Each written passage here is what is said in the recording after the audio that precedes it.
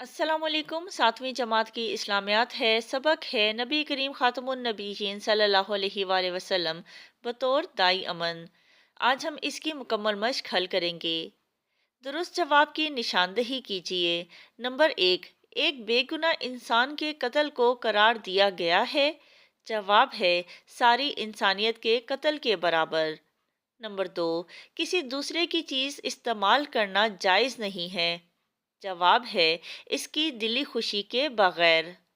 Number تین، جب ایک مسلمان دوسرے مسلمان سے ملے تو اسے کہنا چاہیے۔ جواب ہے السلام علیکم۔ نمبر چار، وہ وعدہ پورا کرنا ضروری ہے جو کیا گیا ہو۔ جواب ہے ہر انسان سے۔ نمبر پانچ، عربوں کی سب سے زیادہ مشہور جنگ کا نام ہے۔ جواب ہے فجار۔ مختصر جواب دیجیے۔ سوال نمبر ایک، اسلام سے پہلے دنیا میں امن و امان کی کیا صورتحال تھی؟ اس کا جواب سبق کے پہلے صفحے پر ہے۔ اسلام کی آمد سے پہلے جس کی لاٹھی اس کی بھینس کا حصول لاگو تھا۔ جس شخص کے پاس طاقت ہوتی وہ جو چاہتا کر گزرتا اور کوئی اسے روک نہ پاتا۔ اس طرز عمل نے معاشرے کو اندھیر نگری بنا دیا تھا۔ یتیموں، بیواؤں اور غلاموں پر ظلم و ستم کا بازار گرم تھا۔ اغوا و بدکاری عام ہو چکی تھی۔ چوری، ڈاکہ زنی اور حقدار کو اس کے حق سے محروم کرنا رواج بن چکا تھا۔ کمزور فریاد کرتا رہتا مگر اس کی فریاد سننے والا کوئی نہ ہوتا۔ یہاں تک اس کا جواب ہے۔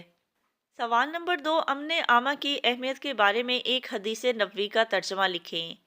سبق کے دوسرے صفحے پر شروع میں ہی اس کا جواب ہے۔ آپ صلی اللہ علیہ وآلہ وسلم نے سچے مسلمان کا تعارف ان الفاظ میں کروایا۔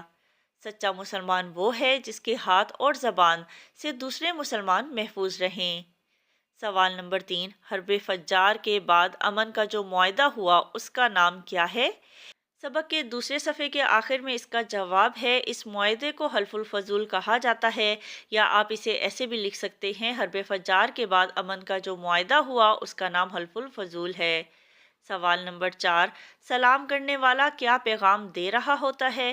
سبق کے دوسرے صفحے کے درمیان میں یہ جواب ہے۔ جب ایک شخص دوسرے کو سلام کرتا ہے تو وہ نہ صرف اسے سلامتی کی دعا دے رہا ہوتا ہے بلکہ اسے یہ پیغام بھی دے رہا ہوتا ہے کہ تمہیں میری طرف سے کوئی تکلیف یا نقصان نہیں پہنچے گا۔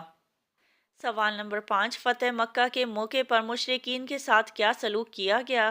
اس کا جواب ہے فتح مکہ کے موقع پر مشرکین کو معاف کر دیا گیا۔ تفصیلی جواب دیجیے۔ سوال نمبر ایک، امن عامہ کی اہمیت پر قرآن و سنت کی روشنی میں نوٹ لکھیں۔ اس کا جواب ہے سبق کے پہلے صفحے پر، قیام امن قرآن و سنت کی روشنی میں۔ اللہ تعالیٰ نے نبی کریم صلی اللہ علیہ وآلہ وسلم پر جو دین نازل فرمایا اس میں ناحق قتل کرنے کو بہت بڑا جرم قرار دیا گیا ہے۔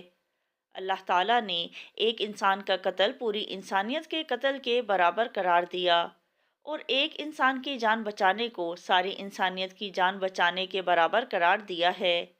ارشاد باری تعالیٰ ہے، ترجمہ، کہ جس نے کسی جان کو بغیر کسی جان کے بدلے یا زمین میں بغیر فساد مچانے کے قتل کیا تو گویا اس نے تمام انسانوں کو قتل کر دیا، اور جس نے کسی ایک جان کو بچایا تو گویا اس نے تمام انسانوں کو بچا لیا۔